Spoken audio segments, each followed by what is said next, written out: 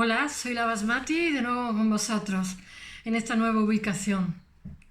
He de deciros que ayer por fin fui al dentista y me... Bueno, pero no ha sido tan malo. Estoy con un poco de medicación porque tengo puntos por las mandíbulas, pero no ha sido tan malo. Yo como le tengo terror, siempre me parece poco al lado de lo que yo pensaba. Me parece una cámara de tortura ir al dentista. Bueno, hoy no os quiero entretener con mis cosas. Vamos a hablar de Johannes Items y, bueno, como le he puesto, es que siempre le cambio el título. Johannes Items en Weimar. Ya sabéis, bueno, os voy a ubicar espacio-temporal. Es que esto es un mueble que he heredado. Lo tengo nuevo aquí. Os voy a ubicar espacio-temporalmente quién es Johannes Items, si no os suena. Mira, Johannes Items es un profesor de la Bauhaus, de la primera época de la República de Weimar, que... se convierte en una especie de columna vertebral. La Bauhaus tiene tres épocas: la República de Weimar, Dessau y Berlín. Y bueno, después con el triunfo en el año 33 no sé si en el año 33, creo que sí, de los nacionalsocialistas, los nazis, pues...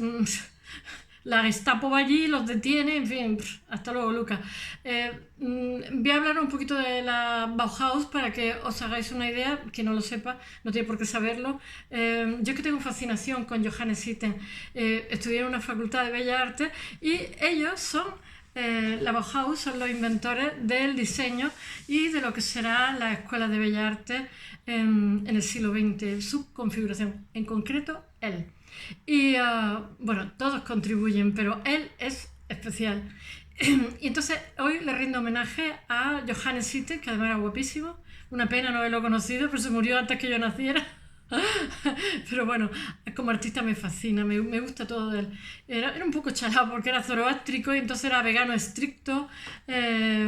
Estoy hablando de principios de siglo, ¿eh? No creéis que ahora que es algo normal, no, pero no, ser vegano no me parece de chalao. Lo que me parece de chalao es pues las liturgias, ¿no? Porque yo entiendo que puedes pasar de comer carne a comer verduras por tal de no matar animales, me parece súper ético, pero lo que no puedo entender es que pasas de una liturgia del cristianismo a meterte en otra liturgia del zoroastrismo, porque es más de lo mismo. Pero bueno, nos da igual. Este señor es maravilloso como artista, maravilloso como teórico. De hecho, hay épocas de su vida que es mejor teórico y cero artista porque no le da tiempo, y otras épocas que es buen artista y cero teórico porque en la vida siempre tienes que elegir, y en el caso de Items no es diferente al resto de los mortales. Os voy a hablar un poquitín de la Bauhaus. Bauhaus significa en alemán edificio en construcción. La Bauhaus es como, no sé, es como el reino de Camelot del rey Arturo, Lancelot y Ginebra, algo así parecido en arte. Simultáneamente hay otra que se llama la Beauté-Masse en Rusia, pero los pobres rusos, que la Beauté-Masse en Rusia tiene Vasily Kandinsky, tiene figuras muy buenas, ¿cómo se llama? Tatlin, de hecho, en la Unión Soviética pasa que la revolución, los artistas ayudan a que se dé la revolución, pero ya sabéis que llega Stalin, y antes de llegar Stalin, los mismos del partido, pues donde digo Diego, y entonces lo que eran unos artistas, porque Rusia en general, los países también satélites de cuando el telón de acero, etcétera, son mal conocidos, son unos artistas espléndidos. O sea, ser pobre no significa España hemos sido pobres y tenemos unos artistas espléndidos. Y entonces, pues esta gente, llegado un momento, tuvieron que o callarse o largarse o al gulag. O sea, ya sabéis cómo la gastaba Stalin. Y entonces realmente hemos supuesto, porque tienen una literatura maravillosa y una pintura maravillosa y una escultura maravillosa, que toda esta gente que desapareció no es que desapareció porque se tuvo que callar y ya está, para seguir viviendo con su familia. No os quiero entretener, pero muchos de ellos confluyen en Kandinsky, confluyen en la Bauhaus. Cuando se ponen las cosas feas en la Unión Soviética, pues se las pira. Es un señor que con una altura y un tal, pero Tatlin, sin embargo, colabora con el régimen, y es una pena porque era un artista excepcional. Y bueno, es que colaborar con Stalin es un disparate, vamos, pero bueno, es que ahí no había tintas medias. Lo que quiero decir es que las coyunturas cambian y tienen que... Pero la Bauhaus tiene un sentido social muy grande. Es decir, una cosa, la Bauhaus la crea Walter Gropius, que es maravilloso, es un arquitecto maravilloso y sobre todo es un señor, como diría yo, un gestor modélico. Por una serie de coyunturas, él tiene que dejar que él la crea, él busca a los profesores, lo busca todo. Bueno, con deciros que busca tanto que, por ejemplo, la segunda, porque la primera de Weimar, la segunda que es en Dessau, él con su propio dinero, porque él pertenece a una burguesía con clase, que su padre ha sido arquitecto, su abuelo arquitecto, su tío tiene una editorial famosísima en Alemania, pero tiene muchísimo compromiso social. Entonces, cuando hereda dinero, compra, como hay chicos pobres que son buenos artistas, no solamente hace el proyecto gratis para la Bauhaus de Dessau, porque los tiran de Weimar, sino que además de eso compra campos cerca de la escuela de arte para que hoy sigue en funcionamiento esa escuela de Dessau, sigue, además la ha mantenido históricamente como la hizo él, el proyecto es suyo y es precioso. Compra unos campos para producir comida porque hay 1500 personas que duermen allí, si no 1500 que duermen. Tengo mi gato aquí, por favor, Merlín, que estoy hablando. La escuela tiene 1500 personas, pero muchos de estos chicos son pobres y entonces duermen allí y comen allí, tienen comedor. Y el comedor, por supuesto, contempla a los mazdianos, como se llamen, los zoroástricos, que son crudívoros. Y como nuestro ítem de hoy, que nos ocupa. Bueno, ¿por dónde iba yo? Ah, sí, explicando la Bauhaus. Es que hoy estoy con calmante. La sangre al cerebro me lleva a regular. Bueno, la Bauhaus de Weimar, ahora mismo está Gropius, la primera la lleva Gropius, que es hasta el 25 aproximadamente, después hasta el 31-32 la lleva Meyer, que es otro arquitecto, son todos arquitectos, y después la última, que es un año, que es la de Berlín, la lleva Mies van der Rohe. Por supuesto, cuando llegan los nacionalsocialistas se tienen que ir todos a Estados Unidos. En Estados Unidos van a tener todas unas carreras despampanantes. Gropius me parece que hace el edificio de la Panam, bueno, todos profesores de universidad son muy reconocidos y triunfan en Estados Unidos, pero si hubieran podido no se hubieran ido. Pero bueno, es que Gropius dice que llega un momento que temen físicamente por su integridad, porque los nazis no la gastaban tampoco, la gastaban fina. Bueno, seguimos por eso hay tres tipos de Bauhaus. La que estamos ahora es la de Weimar, con Gropius de director, después viene la de Dessau con Meyer y después viene la de Mies van der Rohe. Bueno, ahora estamos en la Bauhaus recién estrenada. Entonces, Gropius, antes de la guerra, resulta que a finales, en 1850, Inglaterra es la potencia industrial y entonces Alemania se da cuenta de que, ya sabéis que Alemania se unifica en 1870 o 75, por ahí no me acuerdo bien de la fecha. Entonces Alemania quiere ser competitiva, sus Länder son poderosos y entonces se fija que en Inglaterra hay escuelas de arte y hay también Bellas Artes, etcétera. Bueno, el caso es que Alemania, que son valiosos trabajando y con mucho ingenio, a través de Bélgica le llega todo este influjo de Inglaterra, estoy hablando del siglo XIX, ¿no? Y se ponen las pilas, de tal manera que Inglaterra tiene con Morris el Art and Craft, que es como un movimiento de artesanos, donde la industria va por un sitio y los artesanos van por otro. Pero el problema que tienen los artesanos, que yo hablé aquí de ellos, de Morris, es que hacen unas cosas maravillosas, porque ellos están reivindicando un poco el mueble y tal, hecho artesanalmente. Pero claro, tiene una inversión de horas tan grandes que no son baratos. Ellos están buscando que esos muebles estén al alcance de todo el mundo, ¿no? Entonces, lo que ocurre con la Bauhaus antes de la Primera Guerra Mundial, no con la Bauhaus, sino con Alemania, es que se da cuenta que si en vez de separar, o sea, unen todas las artes como estaban en el medievo antes del Renacimiento, la arquitectura, la escultura, la pintura, todo, y la industria, pueden conseguir objetos bellos por poco dinero, ser competitivos como país y también socialmente que un obrero pueda tener un coche, una casa y pueda estar rodeado, estoy hablando a principios del siglo, rodeado de objetos bellos de diseño, cosas como una lejía o yo qué sé, envases, o sea, tiene un sentido social también. Entonces, antes de la Segunda Guerra Mundial, ellos ya son más competitivos que Inglaterra, porque el Art and Craft triunfa moralmente, por decirlo de alguna forma, pero no triunfa económicamente.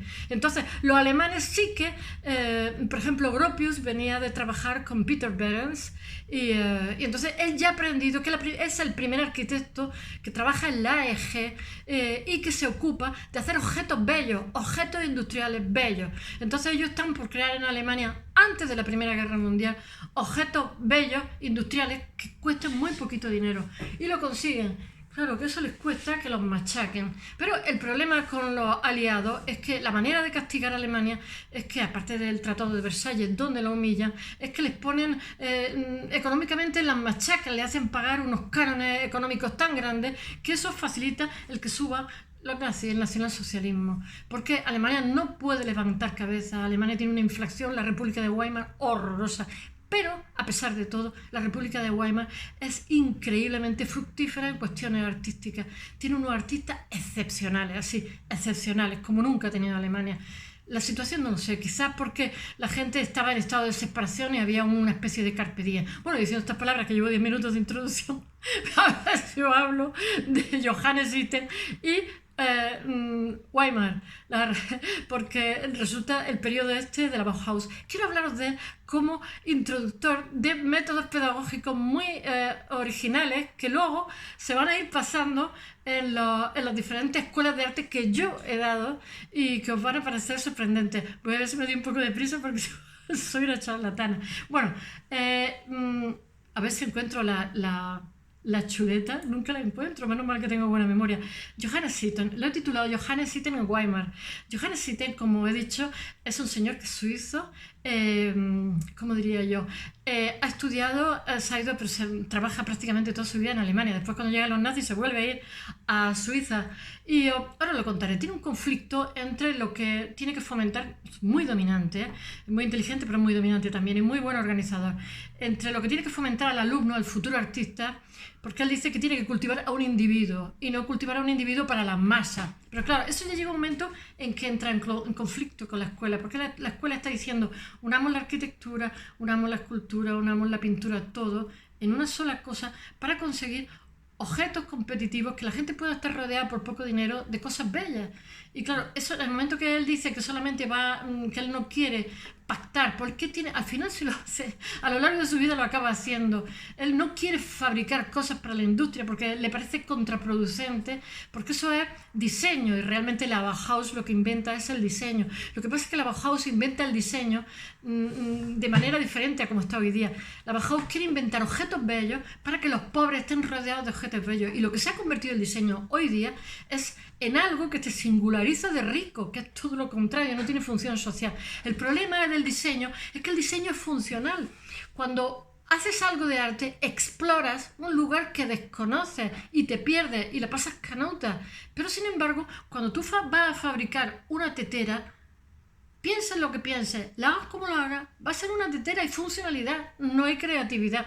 Lo siento por los diseñadores, pero es así. Pero bueno, independientemente de todo, la Bauhaus fue un diseño muy interesante, porque en la Edad Media estaba el trivium y el quadrivium, o sea, se diferenciaba las bellas artes de los artesanos. Las bellas artes eran para los señores y la artesanía era para los pobres. Y entonces yo tampoco, nunca he estado, yo creo que de acuerdo con eso, porque pienso que puede haber maravillosos artesanos que son artistas, porque la creatividad siempre te hace ser mejor, y muchísimos que se llaman artistas y que de artistas tienen poco. O sea, creo que hay una sola cosa también, pero durante muchos siglos la enseñanza medieval del trivium y el quadrivium la tenemos ahí metida hasta tuétano. En fin, voy a hablaros de Itten.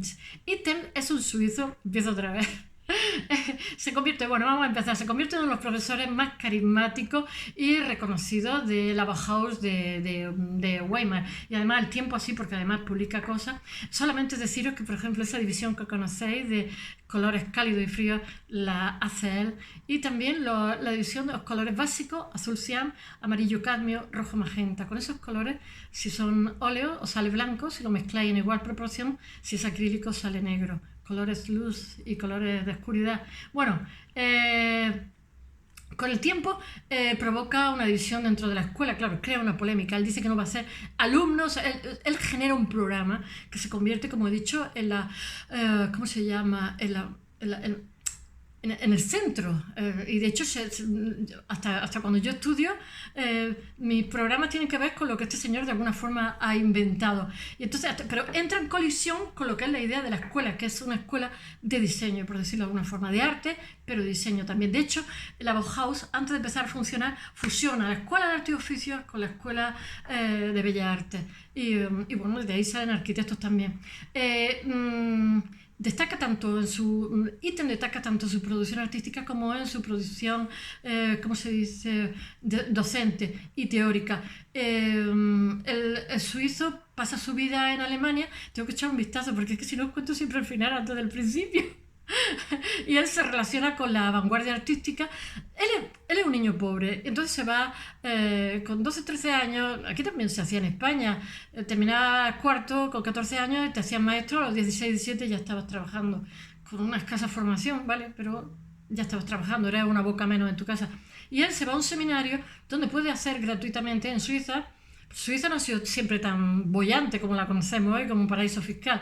Entonces, él, estamos hablando de finales del siglo XIX, se va a un seminario y ahí se hace maestro y está trabajando 6 o 7 años de maestro y después en realidad decide ser pintor y se va a la Escuela de Bellas Artes de Ginebra y estudia diferentes cosas, también estudia matemáticas, estudia tal.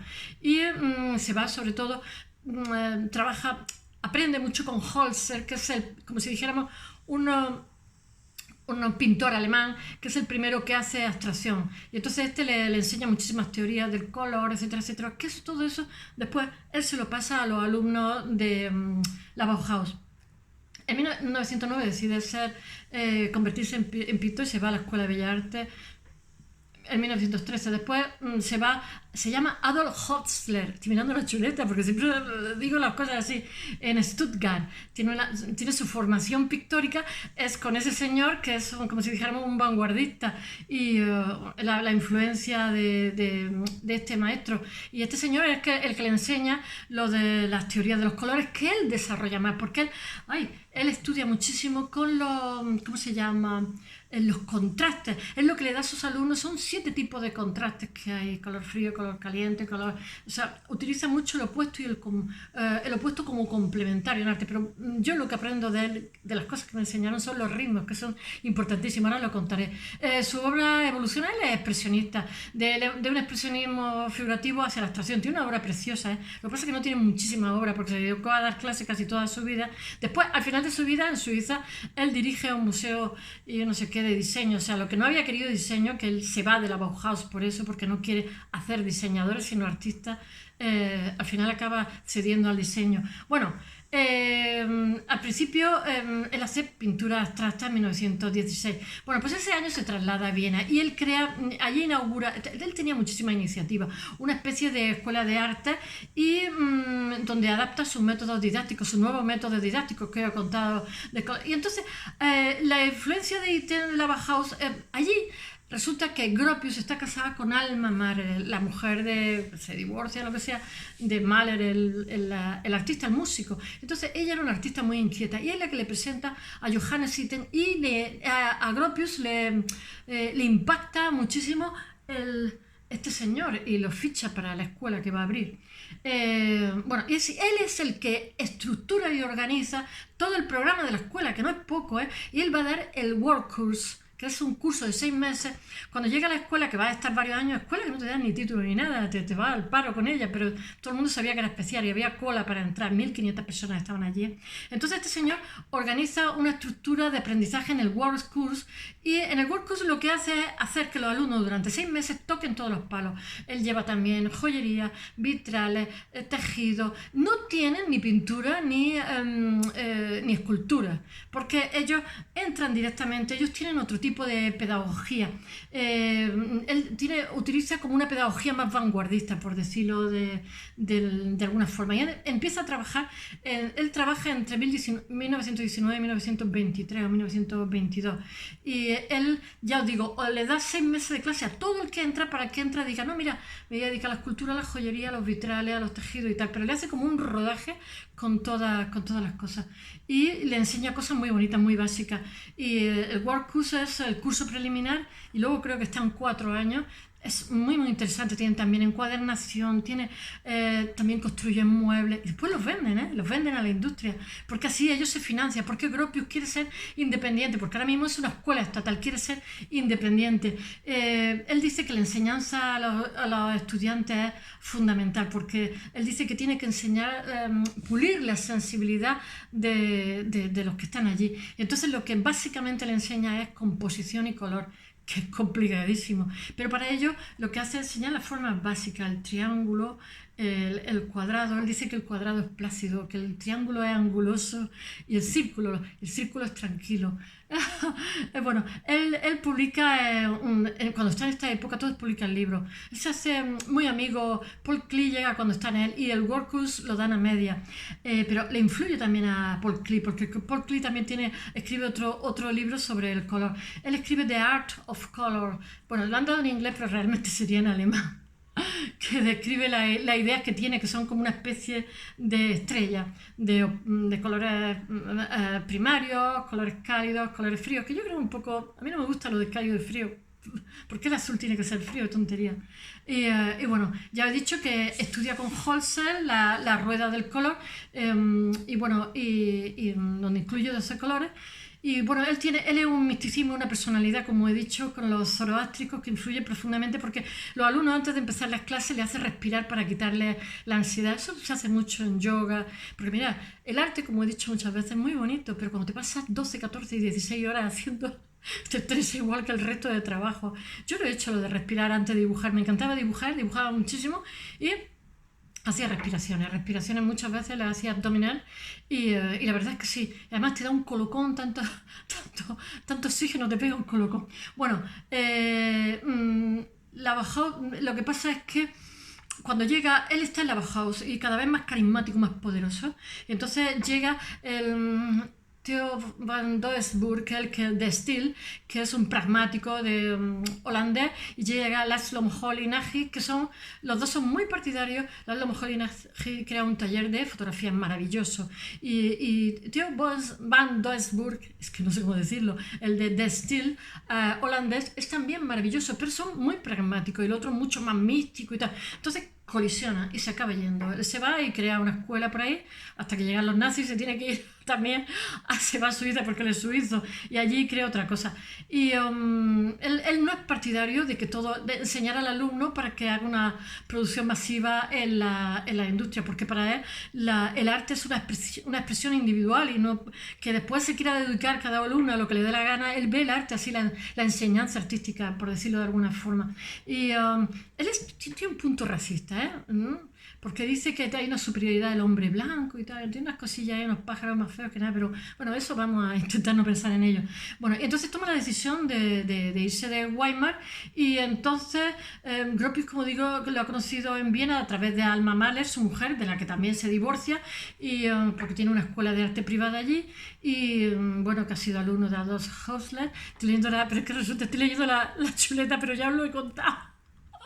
Porque me la aprendo de memoria sin querer, porque me parece precioso. Bueno, él, os voy a decir una cosa, lo conocí, entonces el día de la inauguración de la escuela de la Bauhaus, que es el 21 de marzo de 1919, invita a Itten, Gropius lo invita a dar una conferencia, porque Itten se dedica a investigar a los, ¿cómo se llama?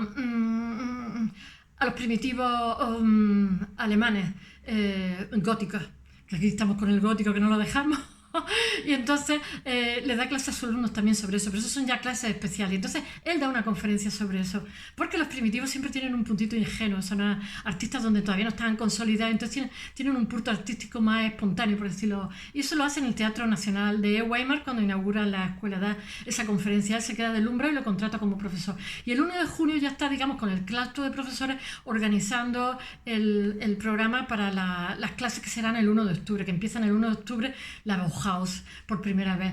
Y bueno, él se convierte en la espina dorsal de la Bauhaus, como he dicho, su trabajo repercute en los talleres, en los resultados. Ya he dicho que coge a los alumnos y los forma desde un inicio con un curso inicial de 6 meses. Sus principios pedagógicos son maravillosos, tanto es así que hoy día perviven esos principios. Para él son el resumen de pares y opuestos, ¿no? Complementarios, los opuestos y los complementarios. Él dice que hay que educar en la intuición y en el método, o sea que cuando una cosa te viene hay que intentar sistematizarlo por qué te ha venido. Por eso es que él dice que si somos armoniosos, por eso él hace mucho hincapié con la comida, es crudívoro, es espiritual, porque dice que si estamos en armonía somos más creativos.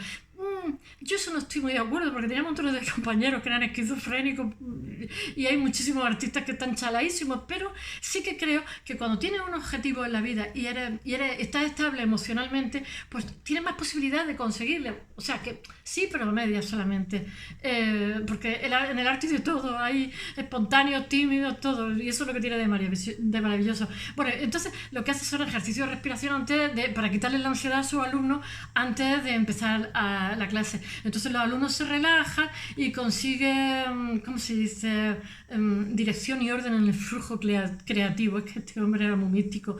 Y entonces él busca los trabajos de ritmo, que eso lo tengo yo, que es, por ejemplo, coge una hoja, mira, si queréis que entender los ritmos, pensar en la rendición de Breda, con una lanza para acá, para allá, para allá. Eso es un ritmo, significa que tú, de una sola barrida con la mirada, de izquierda a derecha, tú no puedes leer el cuadro, porque bueno, nuestro Velázquez era... no había ido a clases de ítem, pero lo de los ritmos lo sabía de manera intuitiva. Entonces, cuanto más ritmos tiene, como el Jardín de las Delicias, más imposible, o sea, el cuadro tiene mucha vida propia en muchos sitios. Entonces, claro, para educar esos ritmos hay que coger la naturaleza. Entonces, probar una hoja seca y veréis cómo tiene un trozo que va para acá, otro para allá y tal. Entonces, a los alumnos los educa en copiar ritmos y crear ritmos, más que hacer mímesis, copiaditas de dibujitos, que es lo que había. Entonces, estudia la creación de ritmos. Y las horas de clase giran en torno a los bocetos de la naturaleza, la materia, el análisis de los viejos maestros, como he dicho, germanos del gótico, y las clases de desnudo, que no se desnudaban, que yo no lo entiendo. Yo sí que he tenido clases de desnudo y estaban desnudos, pero sabíamos su cuerpo ya de memoria, ya de tanto dibujarlo. Yo ya dibujaba media cara, medio de todo. Bueno, después tienen bocetos de naturaleza y materia, lo pueden hacer con papel. Y él juega con lo contradictorio también para reafirmar la sensibilidad de los artistas. Y entonces utiliza, por ejemplo, textura. Entonces, ellos presentan trabajo, que eso lo hacíamos nosotros también cada 20 días o cada lo que sea, de unos proyectos que hay, ¿no? Y decide que eso lo he tenido yo también, los propios alumnos los que decidan que este trabajo es mejor que otro, y tienes que darle explicación. Nosotros al final nos conchabábamos, ¿sabes? Porque si alguien decía algo malo, decíamos, a la próxima te voy a decir algo chungo de ti. regular el sistema, pero bueno, deja a los alumnos que se gestionen, y así también escurre el bulto, que es lo que hacían nuestros profesores, y les deja libertad para que diseñen los bocetos en papel, etcétera. Y bueno, además de este aprendizaje subjetivo, lo que tiene, le enseña forma y color, y en los contrastes utiliza pares como, por ejemplo, áspero liso, afilado romo, duro blando, claro oscuro, grande pequeño, abajo arriba, pesado liviano, redondo aristado. Bueno, y los contrastes lo que hacen es, eso se utiliza también para los niños cuando son pequeñitos, los psicólogos, cuando son pequeñitos, para el tacto, para desarrollarlo, porque sabes que tenemos un cableado, pero en fin, este los cogió más grande, se utiliza en pedagogía. Y lo que hace intentar es que los alumnos entrenarlos para los materiales, etcétera, etcétera, todo lo que va a tocar en los diferentes talleres.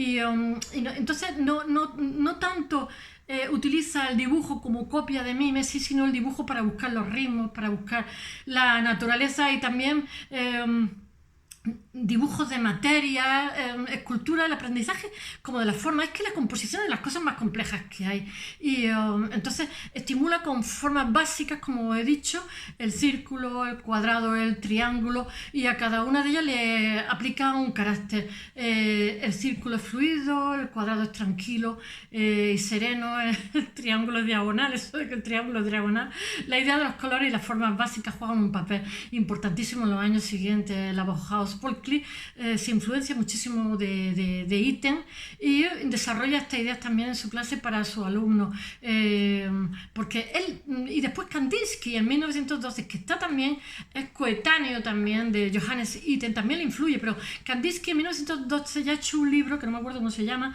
sobre lo espiritual en el arte, en el que ya ve esa influencia de los colores, de la música, etcétera, sinestesia que llama.